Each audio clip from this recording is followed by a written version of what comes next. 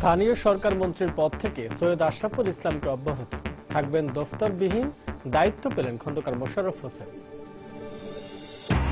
ব্রাজিলের গম বিতরণ বিষয়ে হাইকোর্টের পর্যবেক্ষণ ২৬ জুলাই পর্যন্ত স্থগিত করলেন চেম্বার আদালত। রাজনৈতিক উদ্দেশ্যে এই রিট করা হয়েছিল, মন্তব্য অ্যাটর্নি জেনারেলের। নাশকতার ৫৬ মামলায় ঈদের আগে জামিন পেলেন বিএনপির ৪ নেতা। মির্জা ফখরুলের স্বাস্থ্য পরীক্ষার জন্য আবারও ৫ সদস্যের মেডিকেল বোর্ড গঠনের নির্দেশ। ট্রেনের আগাম টিকিট বিক্রি শুরু, সর্বোচ্চ সেবা দেওয়ার কথা জানালেন মন্ত্রী। শুক্রবার শুরু হচ্ছে বিআরটিসির আগাম টিকিট বিক্রি। এবং শুক্রবার সিরিজের প্রথম ওয়ানডেতে নামছে বাংলাদেশ দক্ষিণ আফ্রিকা। দারুণ প্রতিদ্বন্দ্বিতাপূর্ণ লড়াই হবে, মন্তব্য দু দলের অধিনায়কের। পার্থক্য গড়ে দেবেন স্পিনাররা।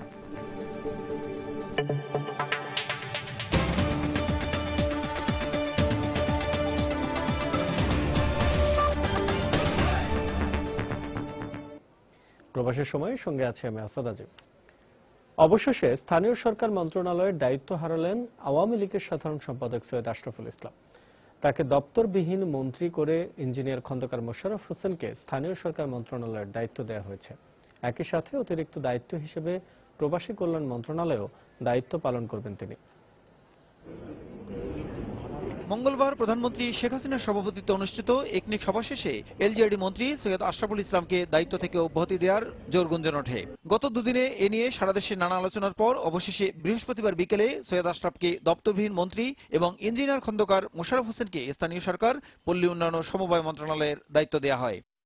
রাষ্ট্রপতির আদেশক্রমে মন্ত্রিপরিষদ সচিব মোশাররফ হোসেন ভূঁইয়ার সই করা এ সংক্রান্ত এক প্রজ্ঞাপনে বলা হয়, সৈয়দ আশরাফুল ইসলাম দপ্তরবিহীন মন্ত্রী থাকবেন এবং ইঞ্জিনিয়ার খন্দকার মোশাররফ হোসেন স্থানীয় সরকার, পল্লী উন্নয়ন ও সমবায় মন্ত্রণালয়ের দায়িত্বের পাশাপাশি অতিরিক্ত দায়িত্ব হিসেবে প্রবাসী কল্যাণ মন্ত্রণালয়েরও দায়িত্ব পালন করবেন।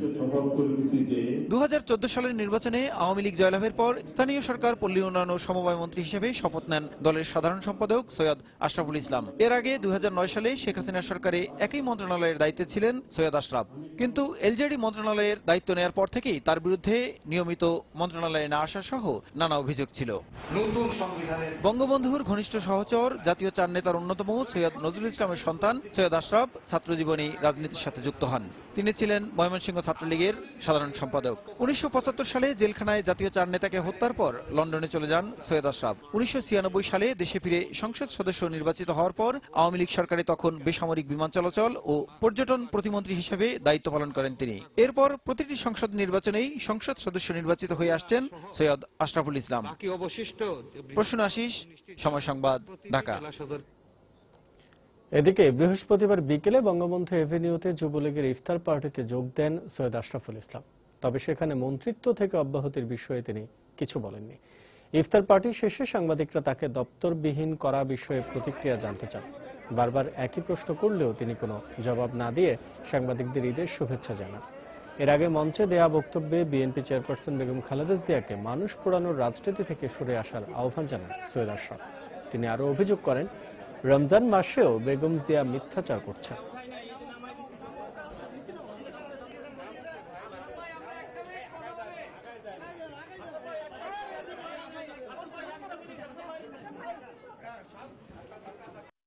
গণতন্ত্র একটা প্রক্রিয়া, সেই প্রক্রিয়াকে রাজনৈতিক দলগুলি থাকতে হবে। আপনারা যদি সেই প্রক্রিয়াকে ব্যাহত করতে চান, এর ফলে কিন্তু নতুন রাজনৈতিক পরিবেশ কিন্তু সৃষ্টি হবে না। তখন সে অশুভ শক্তির হাতে এই দেশের নিয়ন্ত্রণ চলে যাবে। তাই আমি খালেদা জিয়াকে অনুরোধ করব, আপনি আল্লাহর ওয়াস্তে রোজার দিন রোজা রেখে মিথ্যাচার আপনি পরিত্যাগ করুন।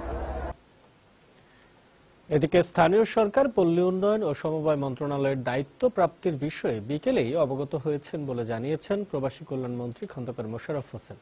বৃহস্পতিবার বিকেলে ফরিদপুরে নিজ বাসভবনে সাংবাদিকদের দেয়া এক প্রতিক্রিয়ায় নতুন দায়িত্ব দেয়ায় তিনি প্রধানমন্ত্রীকে ধন্যবাদ জানান। একটা বৃহত্তর মন্ত্রণালয় এবং সাথে সাথে আমি আমার বর্তমান মন্ত্রণালয়ের দায়িত্ব আপাতত থাকব, এবং এটা এমনই একটা মন্ত্রণালয় যেটা গ্রামের প্রতিটি গ্রামে বাংলাদেশের প্রতিটি গ্রামে এখানে কাজ করার সুযোগ আছে।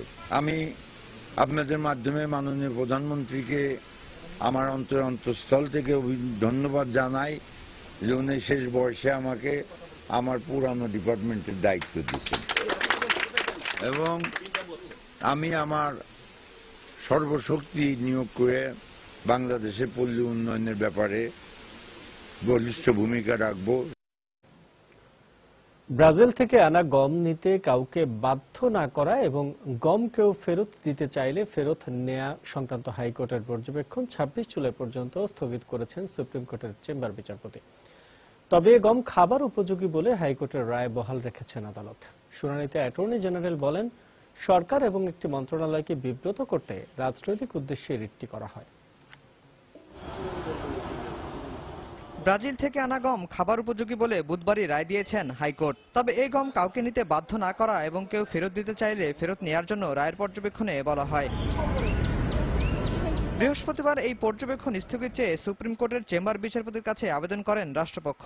শুনানিতে অ্যাটর্নি জেনারেল মাহবুব আলম বলেন, ওই পর্যবেক্ষণ হাইকোর্টের রায়ের সাথেই সাংঘর্ষিক।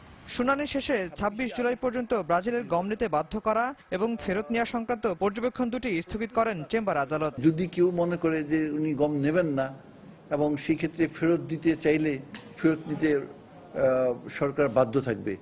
আমরা আজকে আপিল বিভাগে গিয়েছিলাম এই যুক্তিতে, একই সাথে যদি রুলটা ডিসচার্জ করা হয়, অর্থাৎ যিনি নাকি অভিযোগ নিয়ে গেছিলেন তার অভিযোগে যদি কোনো সারবত্তা না থাকে এবং সাথে সাথে আবার এইরকম একটি আদেশ যে কেউ ফেরত দিতে চাইলে গম ফেরত নিতে হবে, এটা সাংঘর্ষিক এবং বিপরীতমুখী। অ্যাটর্নি জেনারেল আরো বলেন, সরকার এবং খাদ্য মন্ত্রণালয়কে বিব্রত করতে রাজনৈতিক উদ্দেশ্যে গম নিয়ে রিটটি দায়ের করেন ঢাকা আইনজীবী সমিতির এক আইনজীবী, যার শুনানি করেন বিএনপির যুগ্ম মহাসচিব মাহবুব উদ্দিন খোকন। গম নিয়ে মামলাটি দায়ের করেছেন একজন রাজনৈতিক ব্যক্তি, যিনি বারের সম্পাদক এবং যিনি একটি বিশেষ রাজনৈতিক দলের সাথে যুক্ত এবং একটা পদ অধিকার করে আছেন।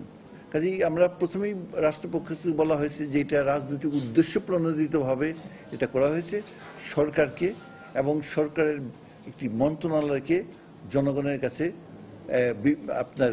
তাদের ভাবমূর্তি নষ্ট করার জন্য। এছাড়া হাইকোর্টের এই পর্যবেক্ষণ বাতিল চেয়ে রাষ্ট্রপক্ষের আবেদনের শুনানি আগামী 26 জুলাই আপিল বিভাগের পূর্ণাঙ্গ বেঞ্চে অনুষ্ঠিত হবে। আফজাল হোসেন, সময় সংবাদ, ঢাকা। দুর্নীতির বিষয়ে খাদ্য মন্ত্রণালয় জিরো টলারেন্সে বিশ্বাসী, কেউ দুর্নীতি করলে তাকে ছাড় দেওয়া হবে না বলে জানিয়েছেন খাদ্যমন্ত্রী অ্যাডভোকেট কামরুল ইসলাম। বৃহস্পতিবার সন্ধ্যায় রাজধানীর খাদ্য ভবনে বাংলাদেশ খাদ্য পরিদর্শক সমিতির আয়োজনে এক ইফতার অনুষ্ঠানে তিনি কথা বলেন। এ সময় তিনি সাংবাদিকদের বিবেকের বিরুদ্ধে কাজ না করার অনুরোধ জানান। তিনি আরো বলেন, দেশকে এগিয়ে নিতে সবাইকে একসঙ্গে কাজ করতে হবে। স্পষ্ট বলতে চাই, আমরা কিন্তু পরিষ্কার কথা, দুর্নীতির বিষয়ে আমরা জিরো টলারেন্স, কোন রকম কাউকে ছাড় দেওয়া। অনেকের জায়গায় অনেক কথাবার্তা শোনা যায়, অনেক গুদাম সম্বন্ধে শোনা যায়, অনেক গুদামে আপনারা যে সমস্ত চাল আপনারা গুদামে আপনারা নেন, সংগ্রহ করেন, বিতরণ করেন, এইখানে অনেক রকম কথাবার্তা শোনা যায়। কোনো কথাবার্তা যাতে আমাদের কাছে ভবিষ্যতে না আসে। আমার সাংবাদিক বন্ধুরা, আমার মিডিয়ার ভাইরা যেরকম আচরণ করেছেন বা যেরকম অবস্থার সৃষ্টি করেছেন, খাদ্য একটা সংবেদনশীল একটা জিনিস, এটা নিয়ে আপনারা যে আচরণ করেছেন, আপনাদের বিবেকের কাছে আমি প্রশ্ন রাখলাম যে এটা করা আপনাদের ঠিক হয় নাই, হয়েছে কিনা আপনারা সেটা বুঝে দেখবেন। আদালতের রায়ের পর আমি বিশ্বাস করি আপনাদের ওই মিডিয়াতে টকশোতে বলেন বা আপনাদের সংবাদপত্রে বলেন, আপনারা এই সমস্ত অতিরঞ্জিত সংবাদ পরিবেশন থেকে বিরত থাকবেন, আমি আশা করব। প্রবাসের সময় আরো থাকছে। পরবর্তী আইনগত ব্যবস্থা নিতে মামলার নথিপত্র চেয়ে ফেলানির বাবার ভারতীয় হাইকমিশনে আবেদন। বিএসএফ এর গুলিতে লালমনিরহাটে গরু ব্যবসায়ী নিহত।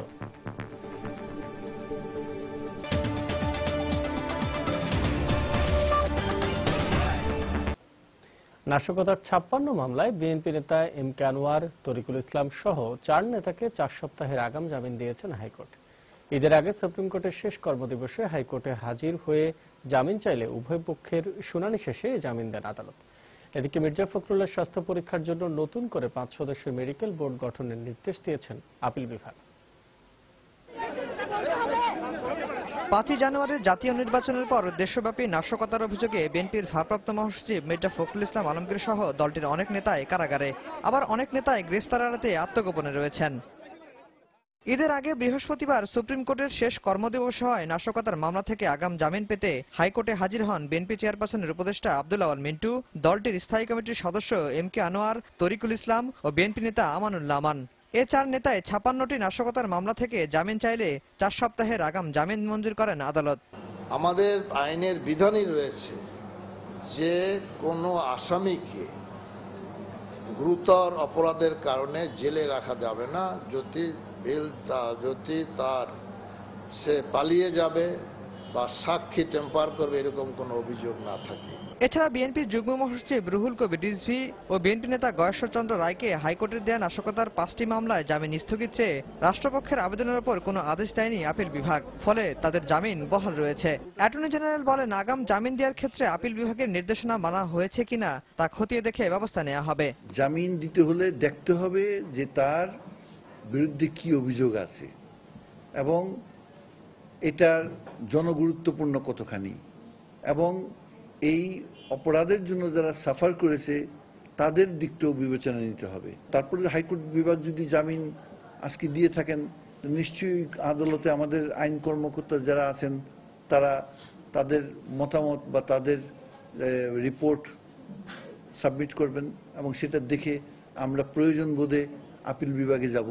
এদিকে মির্জা ফখরুলের স্বাস্থ্য পরীক্ষার জন্য 5 সদস্যের মেডিকেল বোর্ড গঠন করে 12 জুলাই রিপোর্ট দিতে নির্দেশ দিয়েছেন আপিল বিভাগ।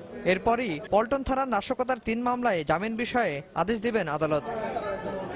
আফজাল হোসেন, সময় সংবাদ, ঢাকা। সরকার আইনের নাম করে বেআইনিভাবে বিএনপি নেতা কর্মীদের কারাগারে বন্দী করছে বলে অভিযোগ করেছেন বিএনপির স্থায়ী কমিটির সদস্য নজরুল ইসলাম খান। বৃহস্পতিবার বিকেলে জাতীয় প্রেস ক্লাবে বাংলাদেশ গণপূর্ত কর্মচারী ইউনিয়নের ইফতার মাহফিলে তিনি একথা বলেন। এ সময় তিনি বিএনপি নেতা কর্মীদের সরকারের সকল ষড়যন্ত্রের বিরুদ্ধে সজাগ থাকার আহ্বান জানান। সরকার এমন আচরণ করছে যাতে মনে হয় যে কোনো অপরাধের জন্য সাজা না, কাউকে কষ্ট দেওয়ার জন্য সাজা দেওয়ার ব্যবস্থা করা হচ্ছে, কাউকে নির্যাতন করার জন্য সাজা দেওয়ার ব্যবস্থা করা হচ্ছে। আইনের নামে বেআইনি ভাবে আমাদের নেতা নেত্রীদেরকে কারাগারে আবদ্ধ করে রাখা হয়েছে। আরো নেতা নেত্রীদের আবদ্ধ করার চেষ্টা হচ্ছে, তাদেরকে নির্বাচনে অযোগ্য প্রমাণের চেষ্টা হচ্ছে, এবং সেটা করতে পারলেই শুধু ওনারা নির্বাচনে জিততে পারেন, ক্ষমতায় যারা আছেন তারা। ঈদকে সামনে রেখে বৃহস্পতিবার থেকে শুরু হয়েছে ট্রেনের আগাম টিকিট বিক্রি। প্রথম দিনে দেয়া হয় 13 জুলাইয়ের টিকিট। তবে অন্যান্য বছরের তুলনায় স্টেশনে টিকিট প্রত্যাশীদের ভিড় কিছুটা কম দেখা যায়। ঘরমুখো যাত্রীদের সুযোগ সুবিধা ও নিরাপত্তা পরিস্থিতি পর্যালোচনা করতে বৃহস্পতিবার সকালে কমলাপুর রেল স্টেশন পরিদর্শন করেন রেলমন্ত্রী ও র্যাবের মহাপরিচালক সহ রেলের ঊর্ধ্বতন কর্মকর্তারা। প্রতি বছরের মতো এবছরও রাত থেকেই অগ্রিম টিকিটের অপেক্ষায় কাউন্টারের সামনেই রাত পার করেছেন টিকিট প্রত্যাশী অনেকেই। তবে সকালে হয়তোবা কিছুটা হতাশই হয়েছেন তারা, কারণ অন্যান্য বছরের মতো এত লম্বা লাইন ছিল না এবার। দিনের বেলায় আসলে যদি টিকিট না পাই সিরিয়ালের বেশি পড়ে যায়, এই জন্য রাত 10টার দিকে আসছি, সেওরি এখানেই খাইছি। হ্যাঁ, প্রতি বছরই এভাবে আসি। এবছর কি মনে হচ্ছে, কম মনে হচ্ছে না বেশি? আজকে তো মনে হয় কমই, অন্যবার আরো পিছনে থাকি। আজকে তো আরো প্রথম দিন ঈদের টিকিটটা, আর বৃষ্টি ছিল সকাল থেকে, এর জন্য বোধহয় লোকজন একটু কম। পূর্ব নির্ধারিত সময় অনুযায়ী সকাল 9টায় খুলে দেওয়া হয় কাউন্টারগুলো, শুরু হয় টিকিট বিক্রি। মোটামুটি অপেক্ষার ভোগান্তি ছাড়াই টিকিট পেয়েছেন টিকিট প্রত্যাশীরা। সকাল 10টায় রেলমন্ত্রী টিকিট বিক্রির পরিস্থিতি সরেজমিনে দেখতে কমলাপুর রেল স্টেশন পরিদর্শন করেন। জানান, যাত্রীদেরকে শতভাগ সেবা দেওয়ার চেষ্টা করছেন তারা। সময়মতো যাত্রীরা যাতে যেতে পারে। আমরা আমাদের যে ক্যাপাসিটি আছে তা তো সীমিত, এখন সীমিত ক্যাপাসিটি দিয়ে আমরা ম্যাক্সিমাম সেবা দিতে প্রস্তুত আছি। আগের অভিজ্ঞতা থেকে কিছু সংগ্রহ করে আমরা এই বছর সাজাতে চাই। আর রেলের মহাপরিচালক জানান, শিডিউল বিপর্যয় ঠেকাতে নেওয়া হয়েছে বিশেষ ব্যবস্থা। ট্রেনটা এখান থেকে যাবে দিনাজপুরে, সেটা যদি লেট থাকে সেটা টার্মিনেট করবে পার্বতীপুরে।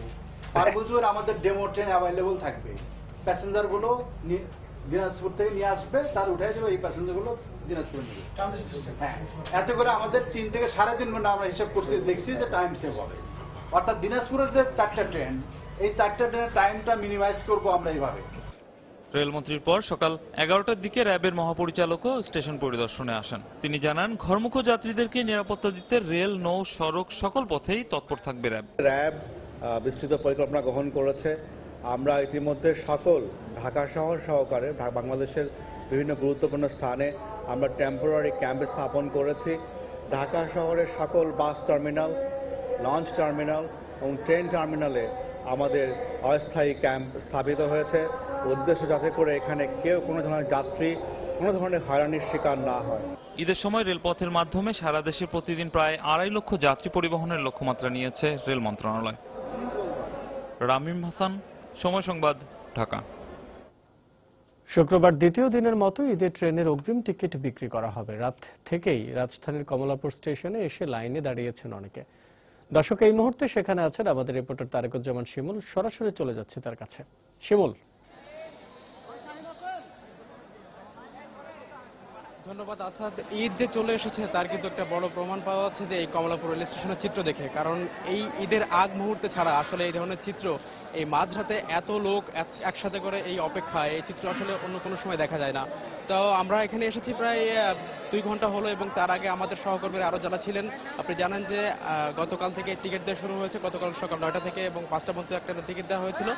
তো টিকিট দেওয়ার পর গতকাল দেওয়া হয়েছিল আসলে 13 তারিখের টিকিট, এবং আজকে সকাল থেকে দেওয়া হবে 14 তারিখের টিকিট। এবং সেই টিকিট নেওয়ার জন্য ইতিমধ্যে এখানে কয়েকশো মানুষ এসে জড়ো হয়েছে। আপনি দেখতে পাচ্ছেন যে আমার চারপাশে প্রচন্ড ভিড়, এবং যত বেশি রাত গভীর হচ্ছে, যত বেশি ভোর এগিয়ে আসছে, তত বেশি এই ভিড়ের সংখ্যা ক্রমশ বাড়ছে। এবং যারা এখানকার যারা টিকিট কাউন্টারগুলোতে যারা কাজ করে আসছেন, বিশেষ করে এখানে যারা ম্যানেজার আছেন, তারা বলছেন যে এই রমজান মাসে মূলত সেহরির সময়ের পর আরো বেশি ভিড় বাড়তে থাকে, এবং এই যে জায়গাগুলো আপনি দেখতে পাচ্ছেন কিছুটা খালি আছে, এই কোনো জায়গায় আসলে খালি থাকবে না। পুরো জায়গাটাই আসলে সকাল হওয়ার আগেই লোকারণ্য হয়ে যাবে, এবং সকাল 9টা থেকে তারা টিকিট দিতে শুরু করবেন। আজকে প্রথম দিনে একটু, যতটুকু আমরা জানতে পেরেছি, যে প্রথম দিনে একটু ভিড় কম ছিল, কারণ প্রথম দিন দেওয়া হচ্ছে 13 তারিখের টিকিট। তো যেহেতু ঈদ হয়তো চাঁদ দেখার উপর নির্ভর করে 18 তারিখে কিংবা এই সময়টাতে হয়তো ঈদ হবে 18 কিংবা 19 তারিখে। তো সেক্ষেত্রে আসলে এই সময়টাতে যত বেশি ঈদের দিন কাছে ঘনিয়ে আসবে, বিশেষ করে 17 তারিখ 16 তারিখের টিকিট, এই টিকিটগুলো আসলে খুব বেশি চাহিদা দেখা যাচ্ছে, এবং সেই সময় সেই টিকিটগুলো দেওয়া হবে আসলে রোব এবং সোমবার। তো রোব এবং সোমবারে হয়তো সবচেয়ে বেশি ভিড় হবে বলে এখানকার যারা কর্মকর্তা আছেন তারা আশা করছেন।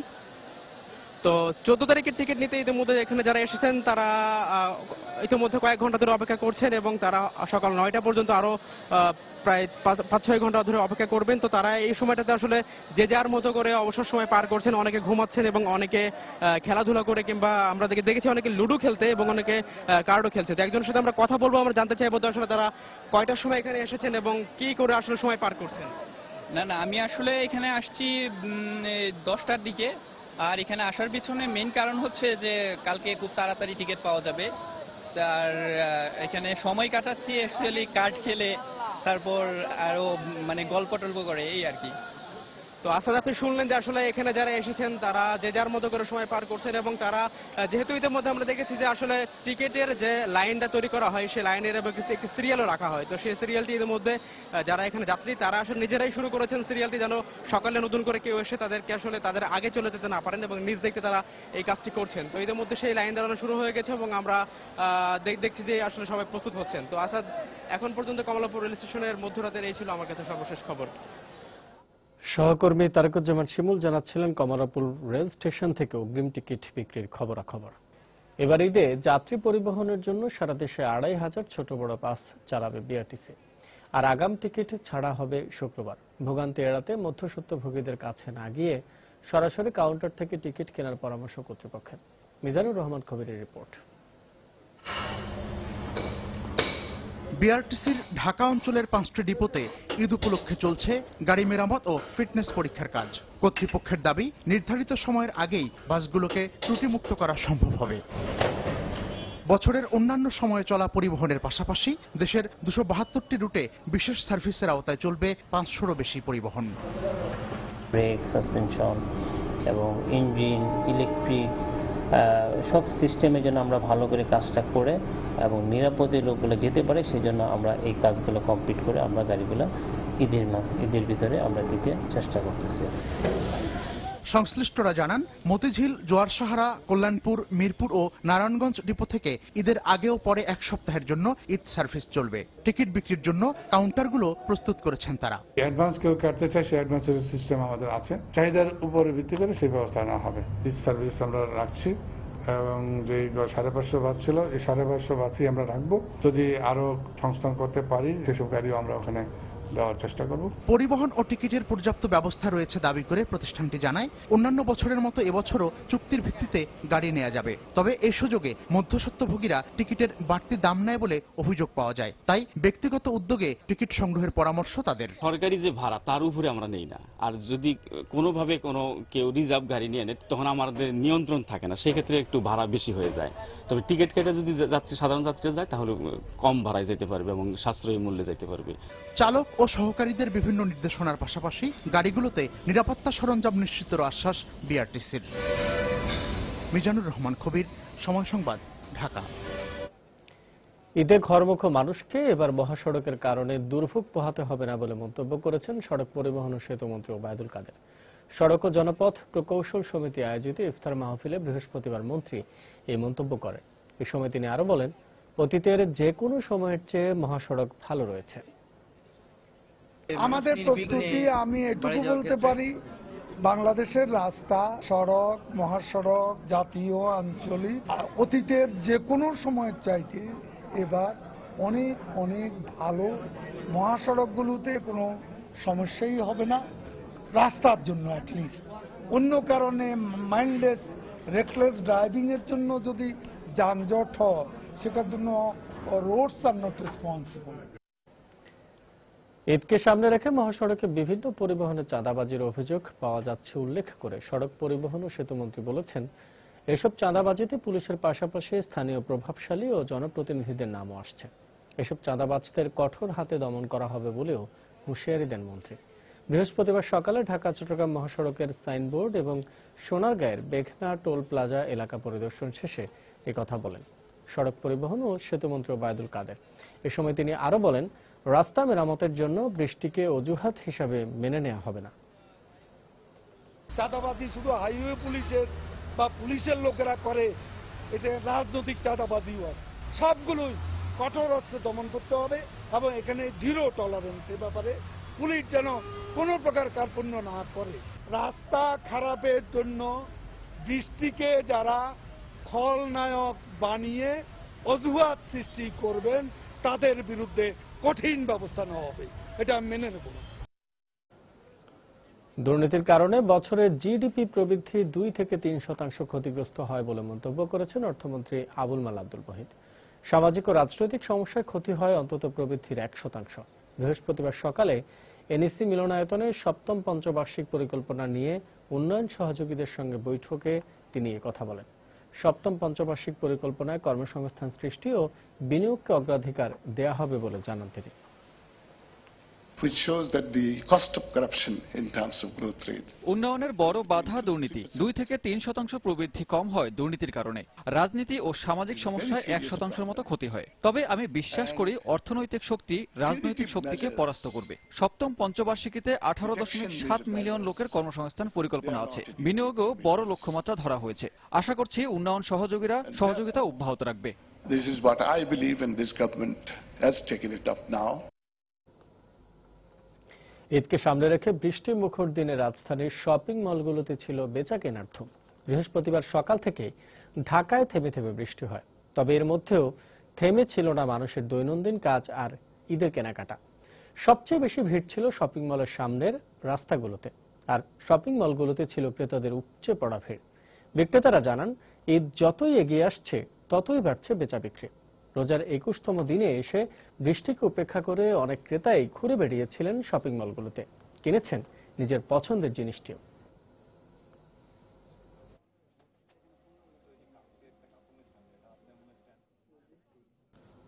রাজধানীর মিরপুরে নিজ বাসা থেকে এক কলেজ ছাত্রীর গলাকাটা লাশ উদ্ধার করেছে পুলিশ। নিহত ওই ছাত্রী আমিনা আক্তার রেশমা রাজধানীর একটি বেসরকারি কলেজের একাদশ শ্রেণীর ছাত্রী। পুলিশ জানায়, রেশমার মা সকালে ফোন করে থানায় খবর দেন। পরে ঘটনাস্থলে পৌঁছে রেশমার রক্তাক্ত দেহ মেঝেতে পড়ে থাকতে দেখে পুলিশ। লাশ উদ্ধার করে ঢাকা মেডিকেল কলেজ হাসপাতালের মর্গে পাঠায় পুলিশ।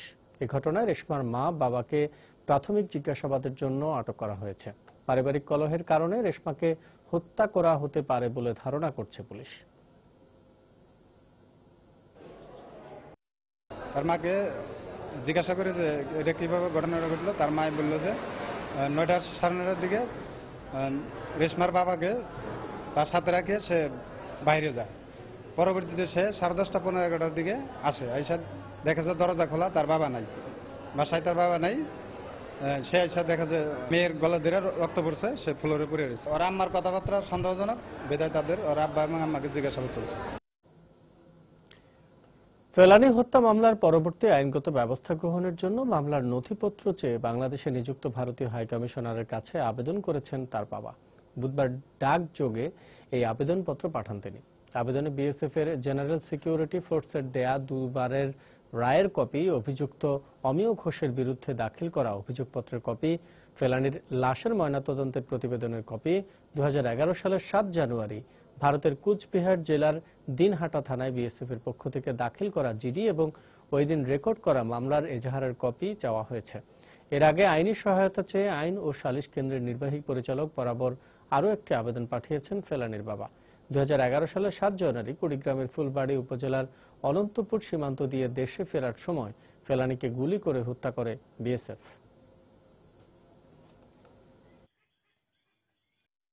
ভারতের হাই কমিশনার আছে, উনির কাছে একটা দরখাস্ত দিয়েছি যে আমার যত কাগজপত্র, যত আমাদের মেয়ের মেডিকেল রেপোর্ট সব আমি চাই, কাগজপত্র আমি চাই আর আপিল করার জন্য। ফেলানীর বাবা ভারতীয় আদালতের রায়ের কপি সহ অন্যান্য যাবতীয় মামলার কাগজপত্র তিনি চেয়েছেন।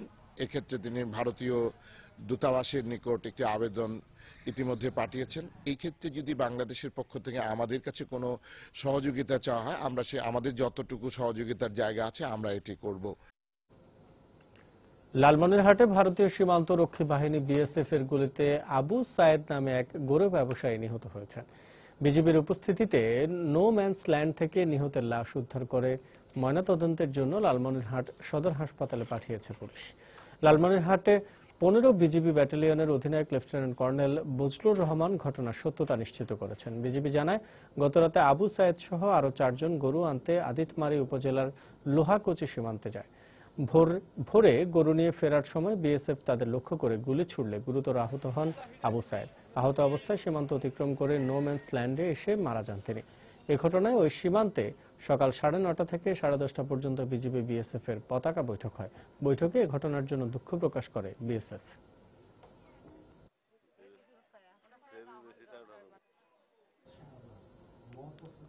ভরা মৌসুমের 2 মাস পেরিয়ে গেলেও বঙ্গোপসাগর ও আশপাশের নদীতে ধরা পড়ছে না রূপালী ইলিশ। সাগরে মাছ না থাকায় কর্মহীন অলস সময় পার করছেন পটুয়াখালী ও বরগুনার জেলে ও ব্যবসায়ীরা। মৌসুমের এই সময় ইলিশ নিয়ে যাদের জীবিকা, উপকূলের সেই জেলে পরিবারগুলোতে এখন চলছে চরম দুর্দিন। মৎস্য বিশ্লেষকরা বলছেন, বৈরী আবহাওয়া এবং সাগরে লবণাক্ততা বেড়ে প্রজনন ক্ষমতা কমে যাওয়ায় ইলিশের এই শূন্যতা দেখা দিয়েছে। পটুয়াখালী ও বরগুনার প্রতিনিধির পাঠানো তথ্য ও ছবি নিয়ে ডেস্ক রিপোর্ট। জুন থেকে শুরু হয় ইলিশের মৌসুম, কিন্তু প্রাকৃতিক দুর্যোগ ও সাগরে মাছ ধরা না পড়ায় জাল বুনে ও ক্যারাম খেলে অলস সময় পার করছেন পটুয়াখালীর জেলেরা।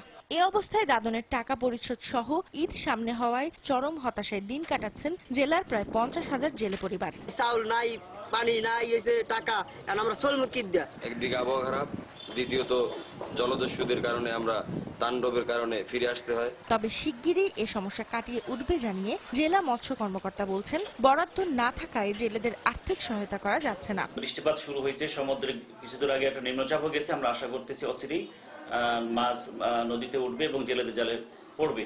এই সাময়িক অল্প সময়ের জন্য জেলেদের পক্ষ থেকে আমার জন্য ব্যবস্থা নেওয়া একটা অসুবিধার বিষয়। এই ধরনের কোনো উদ্যোগ নেওয়া হয়নি। এদিকে এই মৎস্য বিশ্লেষক বৈরী আবহাওয়া এবং সাগরে লবণাক্ততা বৃদ্ধিতে প্রজনন ক্ষমতা কমে যাওয়ায় ইলিশ বাড়ছে না বলে জানান। সমুদ্রের যে উচ্চ লবণাক্ততা, এটা আমাদের নদীতে প্রবেশ করে। নদীতে প্রবেশ করার কারণে ইলিশ মাছ তার প্রজনন ও ডিম দেওয়ার জন্য যে উপযুক্ত পরিবেশ, অল্প লবণাক্ততা, সেটা পাচ্ছে না। একই চিত্র মৎস্য অবতরণ কেন্দ্র বরগুনার পাথরঘাটায়। দক্ষিণাঞ্চলের অন্যতম এ পাইকারি বাজারে ভোর থেকেই জেলে, পাইকার, আড়তদার ও শ্রমিকদের কর্মব্যস্ততায় মুখরিত থাকলেও সাগরে মাছ না থাকায় বাজারে বিরাজ করছে এখন থমথমে অবস্থা। কর্মহীন অলস সময় পার করছেন এখানকার জেলে ও মাছ ব্যবসায়ীরা। 10-12 দিন ধরে মাছ খুব কমে গেছে। বৃষ্টি হয়েছিল কিন্তু মাছ নাই, মাছ খুব কম। সামনে কিভাবে আমাদের ইচ্ছা হবে সেই চিন্তা আমরা এখন চিন্তিত আছি। গত মৌসুমের প্রথম 2 মাসে পাথরঘাটা পাইকারি মাছ বাজারে প্রায় 1000 টন মাছ বিক্রি হলেও চলতি মৌসুমে বিক্রি হয়েছে মাত্র 350 টন। সাবিহা নিপা, সময় সংবাদ। 2015-16 অর্থ বছরের জন্য 64,263 কোটি টাকার মূসক আদায়ের লক্ষ্যমাত্রা অর্জনের সচ্ছলতা ও জবাবদিহিতাকে সর্বোচ্চ গুরুত্ব দেওয়া হবে বলে জানিয়েছেন জাতীয় রাজস্ব board NBR chairman Najibur Rahman. বৃহস্পতিবার সকালে এনবিআর সম্মেলন কক্ষে মূসক দিবস ও মূসক সপ্তাহ উপলক্ষে সংবাদ সম্মেলনে একথা জানান তিনি। এছাড়া বিপণী বিতানগুলোতে ইলেকট্রনিক ক্যাশ রেজিস্ট্রার ইসিআর স্থাপন, সরকারি কোম্পানিগুলোর বকেয়া মূসক আদায় সহ এনবিআর বিদ্যমান সমস্যা সমাধানে কার্যকরী পদক্ষেপ নেওয়া হচ্ছে বলেও জানান তিনি। ব্যাটের যে সংগ্রহের যে বিষয়টা, এটা চ্যালেঞ্জের সম্মুখীন। বিভিন্ন সরকারি প্রতিষ্ঠানের সাথে আমাদের যে বকেয়া পাওনার যে বিষয়টা আছে, ক্যাশ ডিস্ট্রিবিউশন খাতে আমাদের বকেয়া বিপুল পরিমাণে বকেয়া দাঁড়িয়েছে। সেসব প্রতিষ্ঠান আমাদেরকে আশ্বস্ত করেছেন যে তারা নিয়মিতভাবে মূসক এবং আয়কর পরিশোধ করবেন। ভারতের মধ্যপ্রদেশে ভর্তি কেলেঙ্কারির ঘটনা তদন্তে সিবিআইকে দায়িত্ব দিয়েছেন দেশটির সুপ্রিম কোর্ট। সেই সঙ্গে তদন্তে শীর্ষ আদালতের নজরদারির প্রয়োজন আছে কিনা তা জানতে 24 জুলাইয়ের মধ্যে সিবিআইকে নির্দেশও দিয়েছেন দেশটির সর্বোচ্চ আদালত। ভর্তি কেলেঙ্কারির ঘটনায় একের পর এক অস্বাভাবিক মৃত্যুতে ভারত জুড়ে তোলপাড় শুরু হয়েছে। মেডিকেল ইঞ্জিনিয়ারিং কলেজে ভর্তি ও সরকারি চাকরির পরীক্ষায় অর্থ নিয়ে অনুত্তীর্ণদের ভর্তি ও চাকরি দেওয়ার ঘটনায় চাঞ্চল্য তৈরি হওয়ায় এই ঘটনায় চাপের মুখে পড়েছে বিজেপি সরকার। আর এই দুর্নীতির কথা প্রকাশের পর এর সাক্ষী থেকে শুরু করে ঘটনার সঙ্গে কোনো না কোনোভাবে সংশ্লিষ্ট 48 জনের রহস্যজনক মৃত্যু হয়েছে। পুলিশ এসব ঘটনাকে আত্মহত্যা বললেও বিরোধীদের অভিযোগ ভর্তি কেলেঙ্কারির ঘটনার সঙ্গে এসব মৃত্যুর যোগসূত্র রয়েছে। এরই পরিপ্রেক্ষিতে সুপ্রিম কোর্টের নজরদারিতে এই ঘটনায় সিবিআই তদন্তের দাবি জানিয়ে সুপ্রিম কোর্টে আবেদন করেন কংগ্রেসের সাধারণ সম্পাদক ও মধ্যপ্রদেশের সাবেক মুখ্যমন্ত্রী দিগ্বিজয় সিং।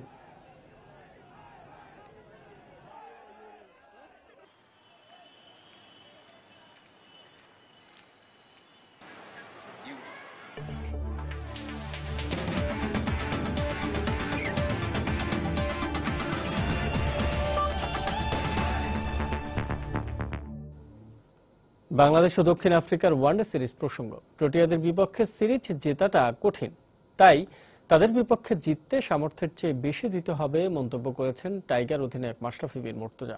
অন্যদিকে টি-20-র তুলনায় ওয়ানডে ফরম্যাটে বাংলাদেশকে কঠিন প্রতিপক্ষ বলে মন্তব্য করেছেন দক্ষিণ আফ্রিকার অধিনায়ক হাশিম আমলা।